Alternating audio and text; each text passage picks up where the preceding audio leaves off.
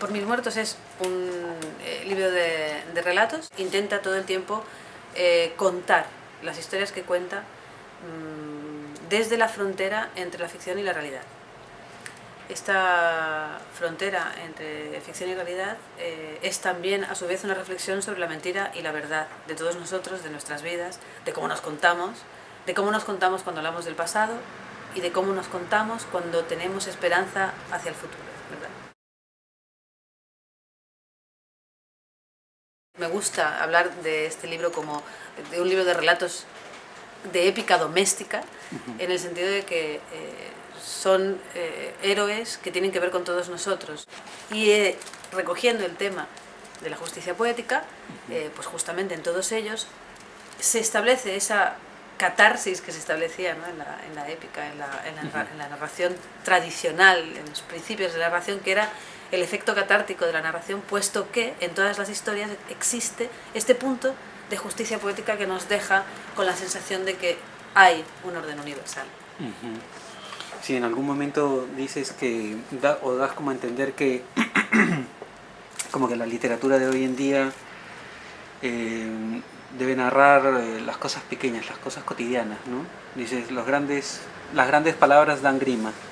Quiere descartarlas. Para escribir con palabras pequeñas debe realizar una búsqueda de temas que las permitan. Exacto. La sencillez se adquiere después de pasar por la complejidad, eso está claro, y cuando se consigue mediante palabras sencillas o se alcanza con palabras sencillas la trascendencia de nuestra pequeña cotidianidad, justamente es porque las palabras sencillas están por debajo de lo que están contando. Cuando las palabras están por encima de lo que se cuenta, que suele ocurrir con el lenguaje muy complejo, que después, una vez se descifra qué quiere decir el lenguaje tan complejo, se encuentra uno con ideas más pequeñas que el lenguaje. Al revés, si tú consigues explicar la complejidad mediante la sencillez, entonces es cuando se puede trascender el lenguaje mediante su sentido ulterior, ¿no? Muy bien. De lo que vincula estos cuentos, dirías que entre esas cosas está la herencia de los padres, de los abuelos, de la historia familiar. Sí, a mí, sí, por supuesto, la herencia es parte de la temática del libro, en el sentido de que debemos reconocer los elementos que no nos son propios. En la vida me parece a mí que el camino va hacia comprender cada vez con mayor claridad qué es lo que no eres. De lo heredado hay mucho que no somos. De lo heredado hay mucho que no es propio y que es obligación, obediencia, tradición y hábito. Claro, solo cuando tú reconoces lo que es obligación, lo que es obediencia, lo que es hábito, comienzas a pensar desde dónde partes tú y a partir de cuándo realmente eres tú, y no lo que te ha sido impuesto o dado. Y ahí es el análisis sobre la herencia, tiene que ver con eso. Por eso se titula la última parte del libro, Herencia y elección, ¿no? Porque es la libertad solo puede partir del momento en que eliges. Y elegir es no quererlo todo. Es querer lo que quieres, pero para saber lo que quieres, antes tienes que saber todo lo que no quieres. Y precisamente una de las mayores dificultades es desembarazarse de lo que aparentemente tenemos que querer por obligación. Hay una cita ineludible sobre eso que dices en el último relato, que dice: no entienden que la única sexualidad que se impone o se contagia por miedo a lo desconocido es la heterosexualidad. Por ejemplo, efectivamente, todos los sistemas de organización en nuestro pequeño planeta, en nuestro pequeño mundo, tienen que ver con una organización básicamente económica, y básicamente ligada tanto al poder económico como al poder físico, ¿no? Y a partir de ahí se puede comprender que la estructura social que mayormente ha primado ha sido que quienes han acumulado la riqueza son las personas que tienen más fuerza, y a su vez estas personas, al tener más fuerza, han tenido más poder económico. No hace falta ser muy listos para saber cómo ¿no? Dónde han acabado los poderes en todos los sentidos y en qué manos, ¿no? Y a partir de ahí una sociedad patriarcal, basada en la desigualdad, basada en la jerarquía y basada en el poder, lógicamente impone una forma de vida que conviene siempre para que no sea cuestionada esa mayoría que a su vez hace que funcionen las cosas de la forma en que lo hacen, ¿no? Claro, inquisiciones hay muchas, censuras hay muchas. Las peores son las que nos infligimos a nosotros mismos a causa del miedo, ¿no? El miedo es el gran tema es uno de los grandes temas de nuestras limitaciones, de nuestro... ¿El miedo a marginarse, dirías? El miedo a la marginación es seguramente el miedo a la soledad. Ese es uno de los miedos básicos que tiene que superar ¿no? Que tenemos que superar los seres humanos, porque solos vamos a estar tanto si nos lo creemos como si no nos lo creemos, tanto si lo superamos como si no lo superamos. Así que es bastante absurdo negarse a uno mismo para afirmar al otro, porque entonces estamos todavía mucho más solos, al no estar ni siquiera con nosotros mismos. Entonces es un absurdo, es que realmente es muy absurdo el miedo es absurdo. El miedo no conduce nunca a ningún lugar, siempre es el no espacio. Paraliza. Claro, paraliza totalmente. Muy bien.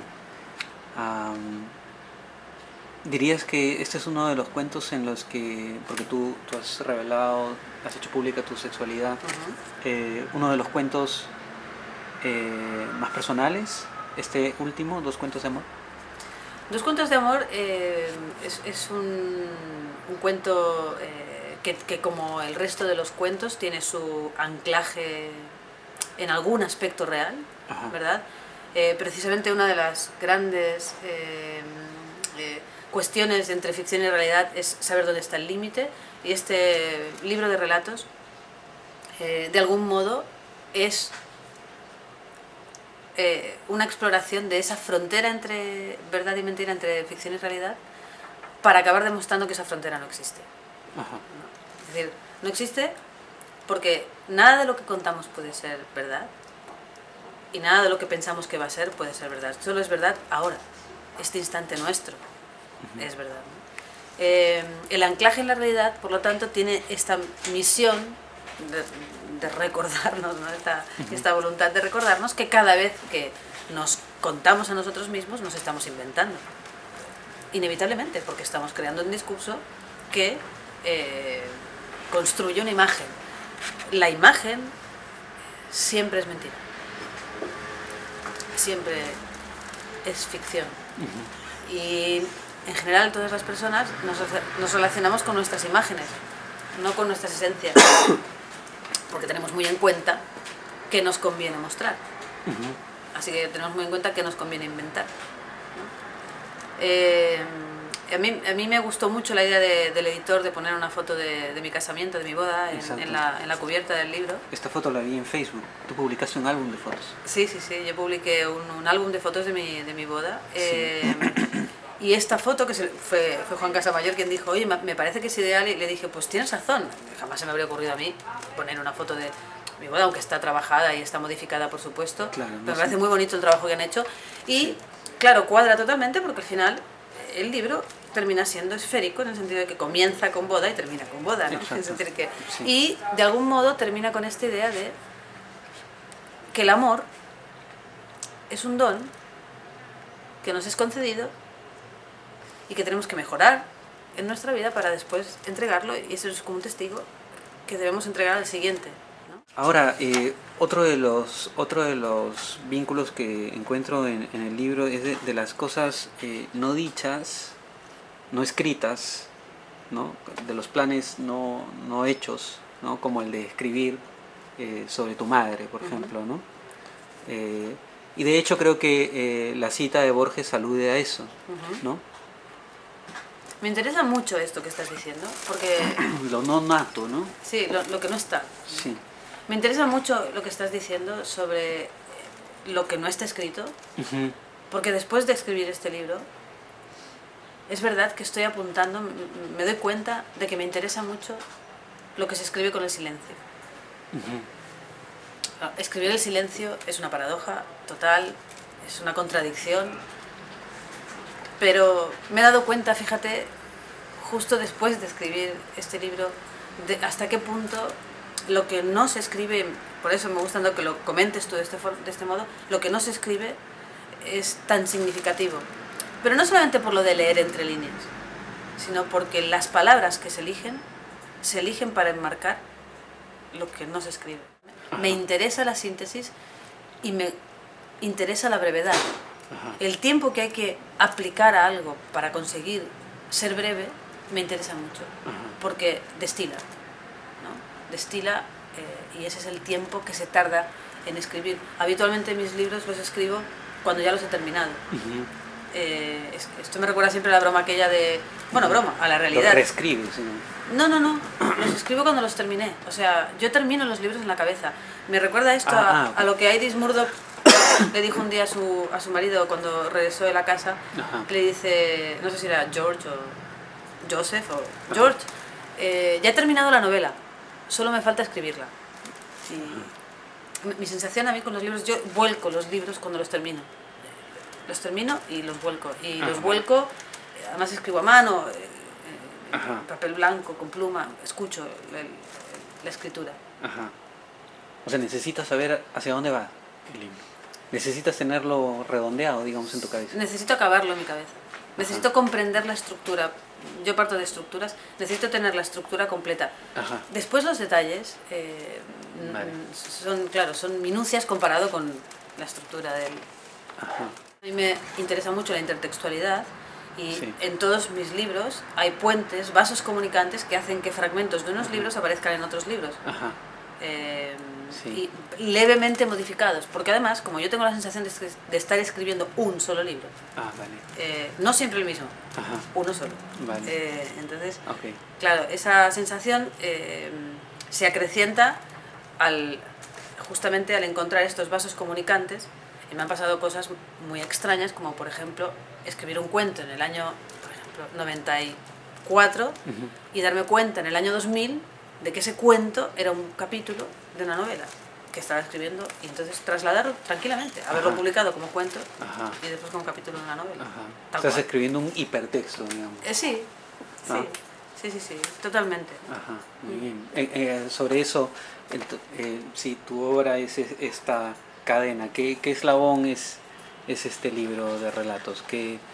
¿Cómo lo ves en tu obra con respecto a lo que habías hecho antes y lo que harás después? Sobre lo que haré después, no lo sé. Sobre lo que haré después, no lo sé. Sí tengo la sensación de haber encontrado un espacio desde el que contar. En el que me siento muy cómoda, con el que me siento muy identificada. ¿Que lo has encontrado cómo? Después de estos tantísimos libros que he escrito, claro, la primera novela que publiqué la escribí con 17 años, con lo cual son muchos años escribiendo. Claro, no, es interesante eso porque la madurez es lo que te... Claro. ¿No? Y el oficio es lo que te hace encontrarte en un lugar, digamos. En un lugar. Estás cómodo. Sí, o sea, yo he estado andando y ahora estoy en un lugar. Es un poco la sensación, ¿no? Este lugar se ha construido mediante este libro o se ha materializado mediante este libro, porque es donde siento que menos se me ve como autora.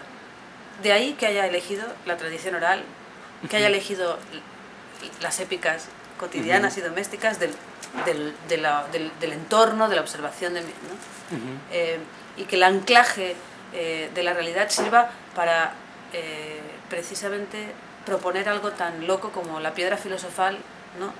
La piedra filosofal se convertía en oro, ¿no? Bueno, ¿y si convertimos la realidad en ficción, verdaderamente? ¿O la ficción en realidad? Entonces, esta relación que en mi opinión acaba demostrando que no hay frontera, que todo es ficción, absolutamente todo, es la piedra filosofal realmente. Es decir, todo es ficción. No sé cuándo lo sabremos los seres humanos. Yo lo intuyo.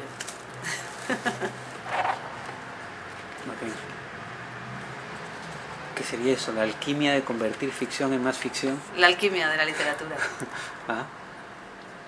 Ahora, esta como última pregunta, ¿tú crees que me ha parecido ver también como, como la idea de no querer entrar en legitimar, digamos, o en utilizar la literatura para reivindicar, digamos, tu condición, por ejemplo, tu condición de pertenencia a un lugar, por ejemplo, ¿no? Porque tú tienes como una especie de limbo ahí entre la Argentina, Cataluña, pero que en realidad lo que te interesa es sortear esa necesidad de buscar cuál es tu identidad. Claro, es que cualquier... esto me gusta mucho, esto también, que de verdad me gusta lo que comentas, porque me he encontrado, por ejemplo, en este caso, con apreciaciones reduccionistas del libro, como si pretendiera reivindicar algún aspecto de los muchísimos que se pueden, ¿no? Es igual la emigración, la homosexualidad, no importa lo que tú quieras. Iba a incluir la sexualidad también, lo mismo. Tratar, ¿no? Bueno, esto es la voluntad de las personas que necesitan reducir para comprender, ¿no? Claro, necesito que seas de algún lugar para saber quién eres, necesito que te definas sexualmente para saber quién eres, y por supuesto a nadie se le va a ocurrir decir que la mayor parte de las novelas en donde aparecen constantemente relaciones entre personas heterosexuales reivindican la heterosexualidad. Claro. Es una risa, es que a mí esto me produce muchísima gracia, porque en el fondo no es más que el resultado de la violencia que ejerce el poder, ¿no? de la mayoría. Porque ya en la pregunta es pregunta trampa, ¿no? La que hacen en general, ¿no? Reivindicas, ¿no? Claro. Por eso me gusta mucho como lo has planteado, ¿no? Cualquier etiqueta es reduccionista, por definición, no hace falta tampoco pensarlo mucho, ¿no?